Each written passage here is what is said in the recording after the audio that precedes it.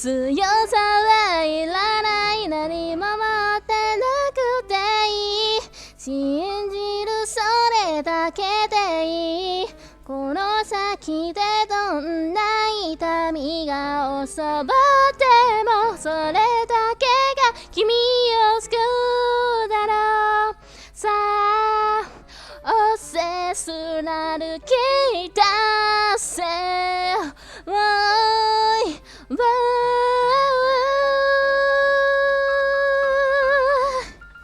Woi, minasan. Yo, assalamualaikum warahmatullahi wabarakatuh. Selamat datang di channel YouTube-nya Sona Sama, channel di mana Sona dapat membagikan hobi dan kesenangan Sona pada kalian semua. Hai teman Sona Samutis. Ya, sebenarnya video kali ini mau nge-reaction Kaiju nomor 8 ya, tapi ketika Sona buka mengupload Space kenapa Blue Exorcist sudah rilis? Aku lupa ini tanggal berapa. Oke. Jadi video kali ini Sana mau nge-reaction Kaiju nomor 8. Chapter baru udah rilis guys, chapter 104. Jadi kalian udah pada baca belum di Manga Plus Space ya? Jadi Sana baca ongoingnya Kaiju nomor 8 itu selalu di Manga Plus Space ya. Itu baik web maupun aplikasi Android ya.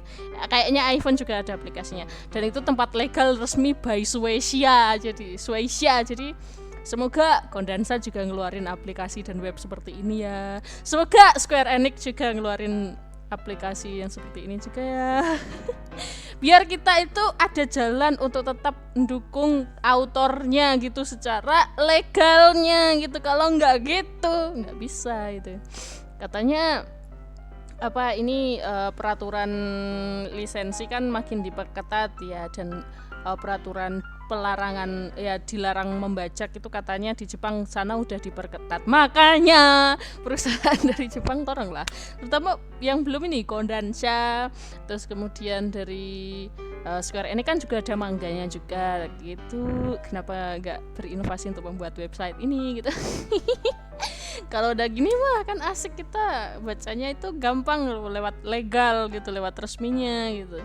Jadi ya chapter 104 udah rilis dan di Indonesia sendiri udah 13.651 orang yang lihat, bisa dibilang 13.651 kali baca chapter 104. Jadi emang kayaknya ada yang epic di sini. Kenapa sampai seramai itu? Jadi ya enggak usah basa-basi lagi, kita langsung nonton aja. Kita langsung baca aja chapter 104. Buat kalian yang pengen baca juga, Sana kasih linknya di description box. Ini tempatnya legal resmi. Karena tempatnya legal resmi, nanti Sana pas baca mangganya ini nanti akan di bagian halamannya bakal Sana tutupin filter kayak gini, jadi agak remang-remang gitu ya. Tapi untuk halaman 1 sama halaman terakhir Sana buka filternya kayak gitu. Dan kita selesai baca reaction, nah kita melakukan pembahasan dan teori seperti biasa. Lakukan teori seliar mungkin dan apa yang bisa terjadi untuk chapter kedepannya gitu. Jadi sebelum kita menuju ke chapter 104, kemarin di 103 Sana kan bilang ternyata teori kita ya, kita balik lagi ke teori kita ketika kita reaction 103. Jadi ternyata di dalam Kaiju nomor 9 itu memiliki banyak banget bibit-bibit monster yang lain. Jadi ternyata bukan hanya nomor 9, bahkan nomor 9 pun bilang kayak gini, nggak ada siapapun atau ya pokoknya nggak ada siapapun yang bisa lolos dari ini, bilangnya kayak gitu, termasuk aku sendiri. Maksudnya aku sendiri ya itu kesadaran atau si Kaiju nomor 9-nya itu sendiri. Jadi wah ini gila sih, berarti kayak kan di dalam dunianya itu kayak banyak bibit-bibit monster yang kita bahkan nggak tahu itu monster. Mungkin bahaya banget kalau misal sampai keluar kan monsternya itu. Kayak cangkang, kayak telur berjalan dong isinya iya sih. Tapi yang bikin Sana penasaran, kok bisa ada bibit monster yang akhirnya masuk ke tubuhnya Kafka. Bahkan ketemu Kafka aja bilang akhirnya gue ketemu gitu, Mitsuki gitu kayak what the Dan Iya, apakah Mina bisa selamat? Kalau menurut Sana sih, pasti Mina bisa selamat, pasti Kafka bisa datang, pasti. Tapi nggak tahu karena kita belum nonton, belum baca chapter 104. Kemudian teorinya Sana yang lain adalah dari reaction kita 103 kemarin, apa ya? Selain tentang itu tadi bibit monster yang ada di Kaiju nomor 9 itu tadi. Kalau bilangnya kan selama ini nggak ada yang lolos, berarti kalau dilihat lagi Kafka kan pernah tiba-tiba flashback memori dari monster gitu ya, kayak monster-monster ini tuh sebenarnya menyerang Jepang itu udah dari zaman Edo, bahkan sebelum itu kayak gitu kan katanya. Dan sepertinya iya gitu. Dan bahkan mungkin beberapa monster bernumbers di sini ada yang melakukan regenerasi inang kali ya. Kayak gitu, tapi bener apa enggak? Ini masih 104 chapternya kayak gitu. Jadi ya itu sih teori yang kemarin. Jadi ya kita mulai baca aja chapter 104 ini. Yang komen loh luar biasa banyaknya, lebih banyak sih daripada yang 103 kemarin, 2 kali lipatnya sih. Jadi ya, tapi kalau dibandingin sama Boruto emang masih rame Boruto sih. Boruto sekali diterjemahin ke bahasa Indonesia itu wah kayak bom, komentarnya langsung banyak banget. Jadi yuk kita langsung baca chapter 104. Iya kan, ini kayak bibit-bibit monster, soalnya wujudnya itu bukan monster. Kalau monster numbers atau yang humanoid kan memang ada wujud manusia gitu kan. Nah ini kayak model bibit-bibit monster, jadi kayak belum jelas wujudnya gitu, tapi kelihatan kalau ini monster numbers sih. Kayak sosok misterius mengintip dari dalam. Waduh, motone sopo iki? Oke, seperti biasa. Alih bahasa M. Rizal EKT, penyunting Aji Raditya, tata letak Likeman Service gawate gitu saya. Atau kada sama tes. Makasih udah bawa ini dalam versi bahasa Indonesia di Manga Plus Voice Asia. Oke, halaman pertama kayak gini dong. Iya kan. Jadi ini Mina dalam kesadaran di istilahnya kayak di alam bawah sadar atau gimana lah istilahnya, kayak dibawa ke dunianya kaiju oleh nomor 9 kayak gitu. Dan posisi Mina kecil ya di sini. Dan ini apaan cuy? Kenapa banyak bibit-bibit monster gitu menjijikkan ya? Oke, Sana tutup ya karena itu udah masuk ke halaman yang lain gitu.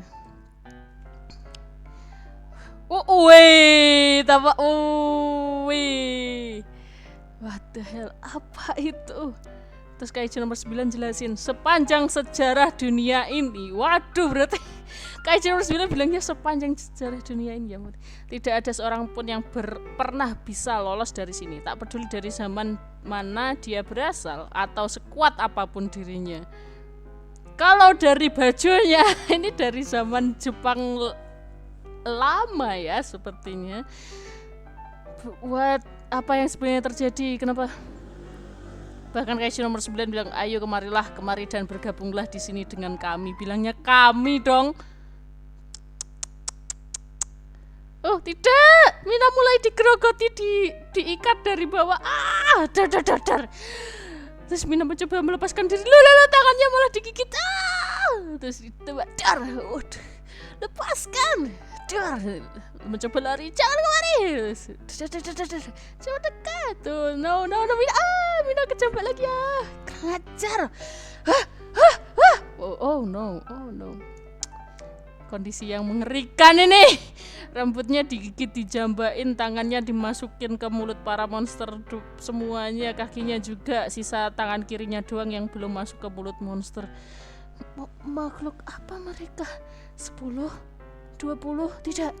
Jumlah mereka lebih banyak lagi. Rupanya di dalam monster nomor 9 terdapat ratusan monster lain. Wah, ratusan ternyata guys, gila.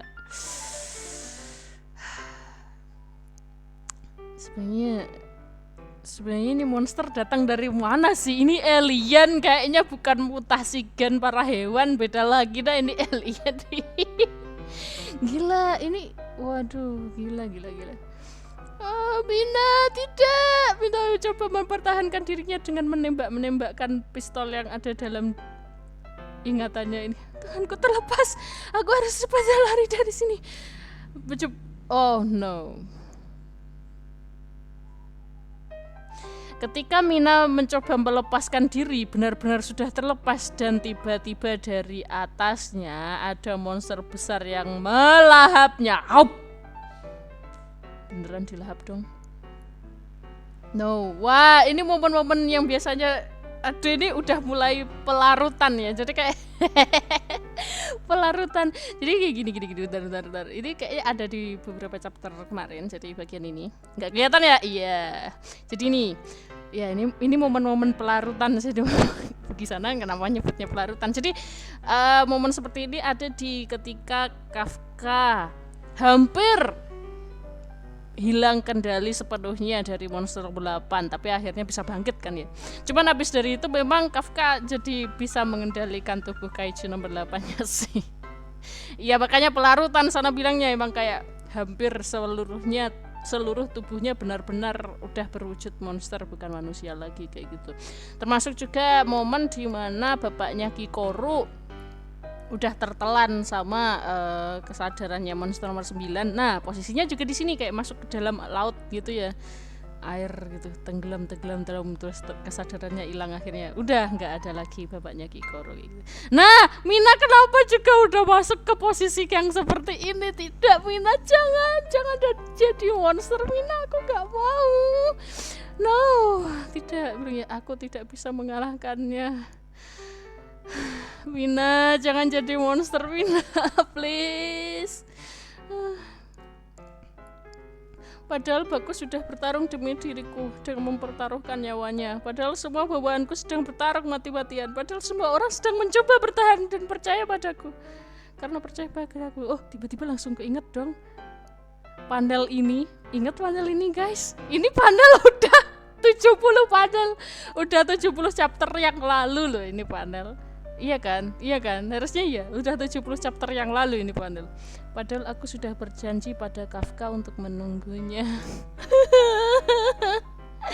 Janjimu pasti Kafka bisa menyelamatkanmu, jelas. Kafka pasti bisa menyelamatkanmu. Ayolah, Om Kafka, aduh kumohon, cepat selamat. Oh no.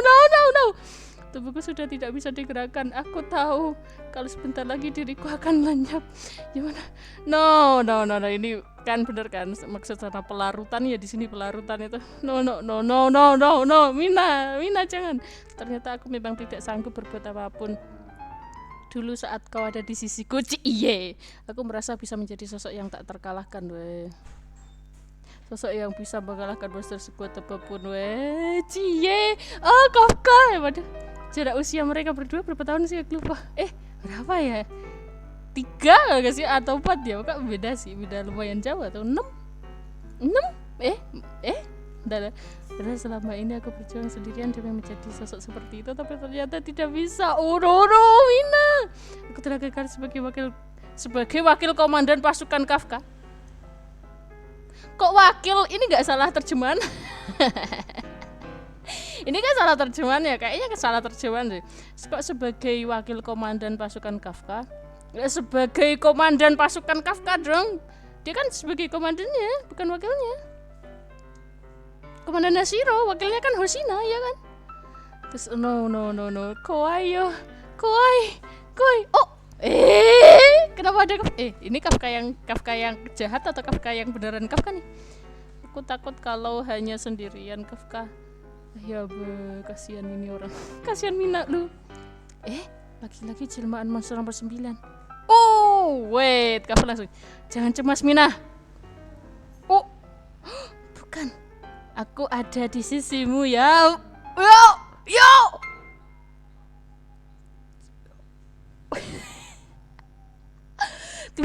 Tiba-tiba tangannya nomor 9 putus. Oh, langsung si harimau juga tahu, kayak lihat, itu gitu. Apa-apaan ini? Kenapa kok bisa ada di sini? Kata nomor 9. Kan beneran Kafka bisa menyelamatkan Mina. Cuman posisinya kayak Mina udah hampir ditelan monster ya, posisinya kayaknya Mina udah gak bisa sadarkan diri, tapi gak tahu. Tapi yang jelas udah kelar. Jadi Kafka, Yeta. Wow. Ini kelihatan banget nih wajahnya kayak wajah. Marah sih. Pasti Kafka marah sih.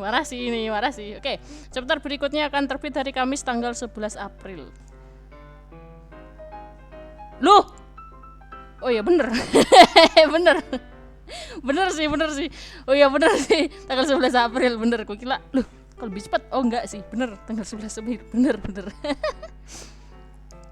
Karena dia sudah berjanji. Orang Jepang pinter banget kalau masalah berjanji emang harus ditepati. Kalau nggak gitu jarinya harus dipotong. Serem juga. Orang Jepang kayak gitu guys ya. Kalau udah berjanji emang benar-benar harus ditepati. Kalau misal dia nggak bisa berjanji, lebih baik diam. Biasanya gitu kalau orang Jepang gitu. Jadi emang kalau udah berjanji emang harus ngeri. Wajah kas. Waduh Om Kafka wah. Oke, kelar reaction berarti masuk ke pembahasan. Sebelum sana buka komentar ya. Mulai pembahasan sama teori sekalian. Jadi ya ini lanjutan dari chapter 103 kemarin, dimana akhirnya Mina tahu kalau ternyata dalam monster nomor 9 itu banyak bibit-bibit monster yang nggak diketahui, bahkan mungkin ya emang kelewat banyak, bahkan ratusan bilangnya itu tadi kan di 104. Terus ya bener apa yang dikatakan oleh Kaiju nomor 9 di 103 kemarin kan bilang sepanjang sejarah dunia tidak ada siapapun yang bisa keluar dari tempat ini termasuk aku kan bilangnya gitu. Berarti termasuk Kaiju nomor 9 sendiri awalnya mungkin juga tidak ingin menjadi bagian dari para monster-monster ini, tapi akhirnya iya terpaksa karena udah terikat mungkin kayak gitu ya, udah jadi satu sama monster-monster yang lain kayak gitu. Dan yang aneh adalah monster dari Kafka, yaitu monster bibit monster nomor 8. Kenapa bisa milih Kafka? Aduh itu masih big plot hole. Itu memang plot hole yang sangat besar ya. Itu mungkin menjadi sebuah plot twist tersendiri mungkin di depannya nanti di chapter berikutnya. Yang lain mungkin kayak akhirnya ya beneran Kafka bisa, untungnya masih sempat untuk menyelamatkan Mina sebelum benar-benar musnah ditelan oleh kesadaran monster kayak gitu. Dan nggak tahu ini Mina bisa sadar kembali apa enggak posisinya, soalnya hampir aja benar-benar keseluruhannya ditelan sama monster kayak gitu. Dan lihatlah ekspresi ini Bung. Wah ngeri sih. Jadi apa yang dipercayai Mina selama ini ya memang benar-benar ya Kafka bisa diandalkan Mina. Tapi kemungkinan Mina tiba-tiba dikendalikan oleh monster itu bisa saja terjadi loh guys, karena udah masuk ke tahap pelarutan itu tadi, maksud sana yaitu tahap masuk ke kayak samudra kesadaran para monster kayak gitu. Jadi emang iya, ketika Kafka masuk ke samudra kesadaran monster itu kan Kafka bisa sepenuhnya memiliki kendali atau ya bisa memanfaatkan semua bagian tubuhnya menjadi monster nomor 8 itu tadi.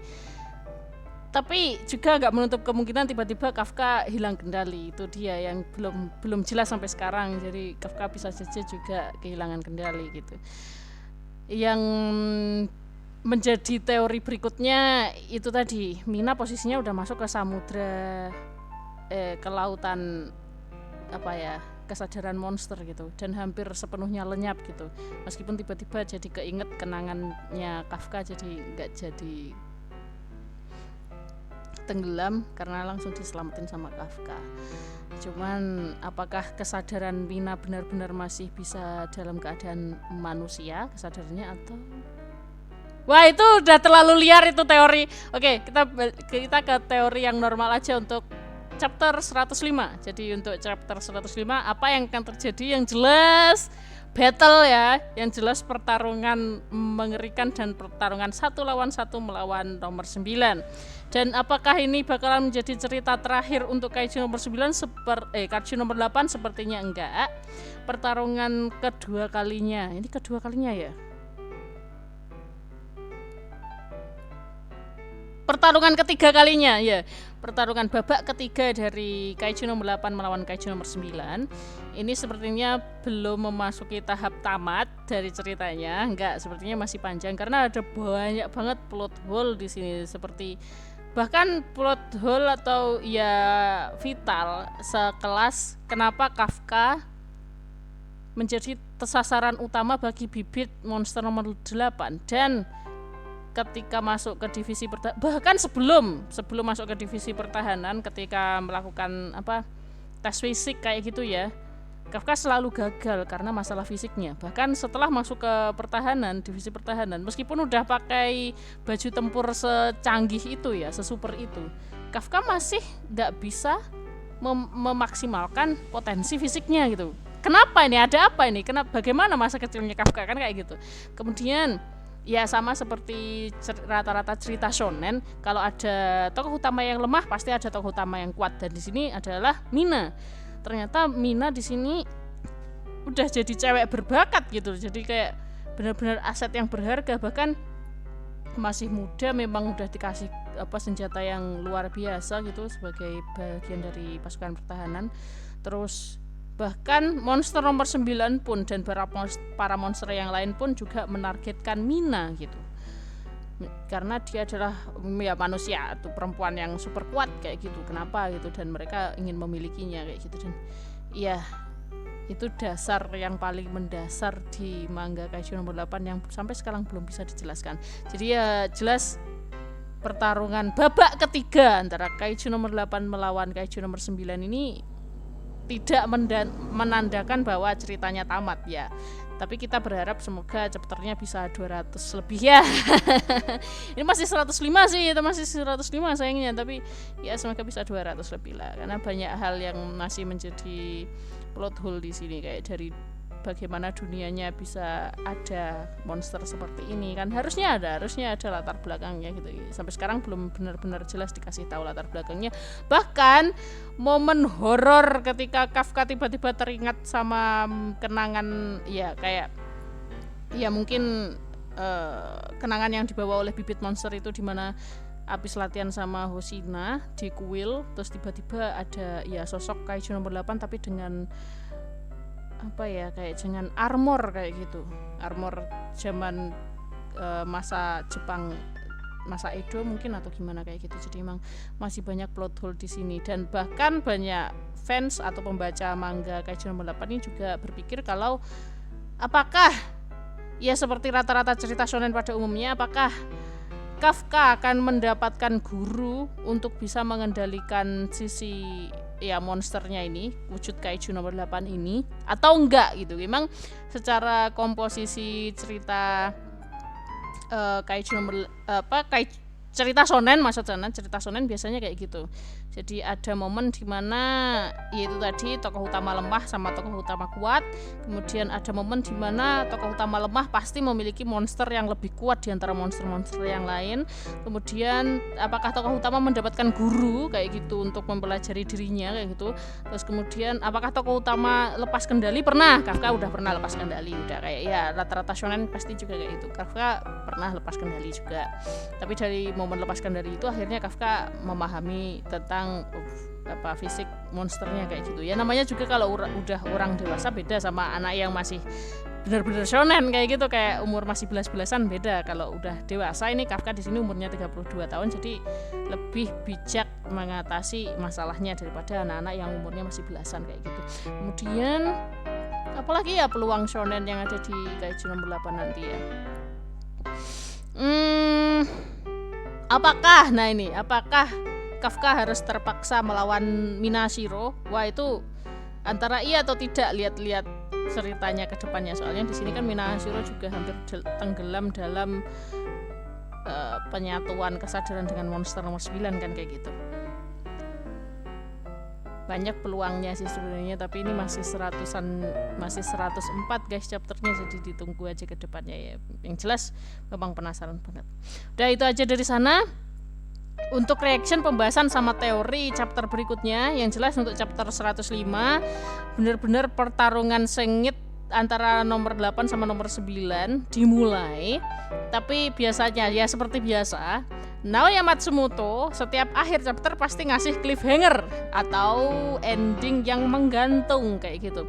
Jadi kira-kira chapter 105 bakalan ada ending yang menggantung apa lagi nih? Kalau menurutku ini menurut sana dong.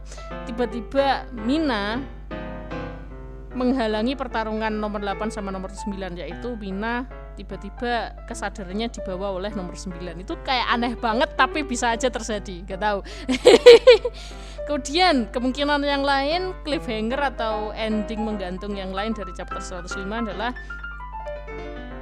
biasanya antara si nomor 8 atau si nomor 9 yang mungkin menunjukkan kejutan gitu. Kejutan pada pertarungan mereka berdua. Entah kejutan berupa di buff, kayak dikasih tenaga lebih gitu, kekuatan lebih yang tak terduga bagi para pembaca, atau mungkin di nerf, tiba-tiba gak bisa secara fisik, tiba-tiba aku tidak bisa beregenerasi atau yang lainnya. Pokok intinya kayak gitu. Itu sih. Kalau menurut sana itu sih. Kalau menurut kalian gimana? Tulis aja di kolom komentar ya. Waktunya untuk baca komentar-komentar. Aduh, Rispa. Wah, agak shock dikit. Kirain Mina bakal di-buff karena udah mau mati. Ternyata MC kita muncul. Enggak Mina di-buff, lebih ke Mina ya masuk ke nomor 9 ya, kayak bapaknya Kikoru ya. Great chapter akhirnya MC bekerja. Akhirnya keluar juga si Om.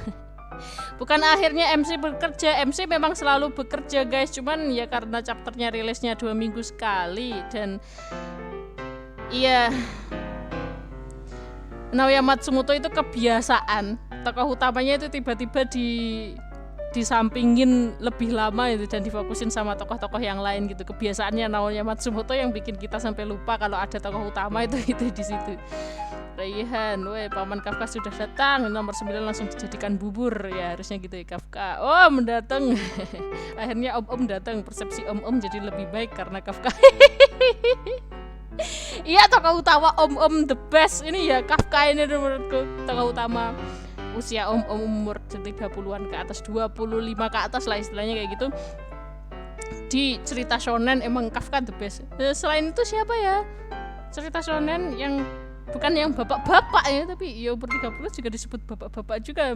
Tapi ini karena belum menikah Kafka. Mina masih mengejar Mina yang berjuang di istilahnya di karirnya gitu. Jadi dipanggil Om. Aduh, dan iya masih banyak lagi lah yang komen. Akhirnya MC berguna. Ini nunggu, makanya serasa nunggu THR lama banget. Sabar lah, emang rilisnya 2 minggu sekali. Kan biar kualitas dari ceritanya juga maksimal.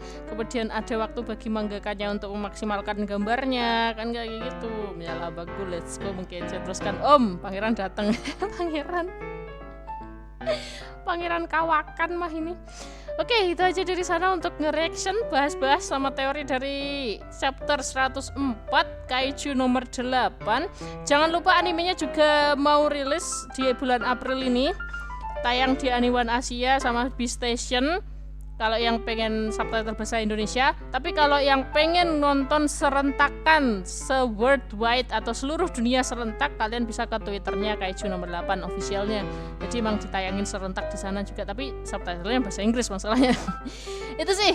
Jadi ya, tayang tanggal 13 April jam 11 malam kalau waktu Indonesia Barat ya harusnya. Tapi ya dilihat aja sih besok tanggal 13 April kira-kira jam berapa.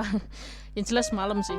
Dan ya meskipun sana kecewa dengan desain monsternya nggak kayak di manga, tapi sana bakalan tetap penasaran dengan hasil adaptasi keseluruhannya gitu. Meskipun ya sana kecewa sama desain monsternya, kenapa nggak bersisik, nggak berkerut-kerut dan nggak sebadas di manganya. Tapi ya udah nggak apa-apa.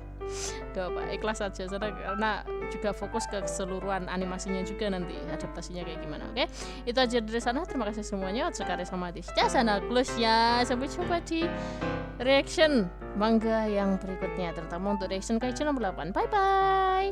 Wassalamualaikum warahmatullahi wabarakatuh.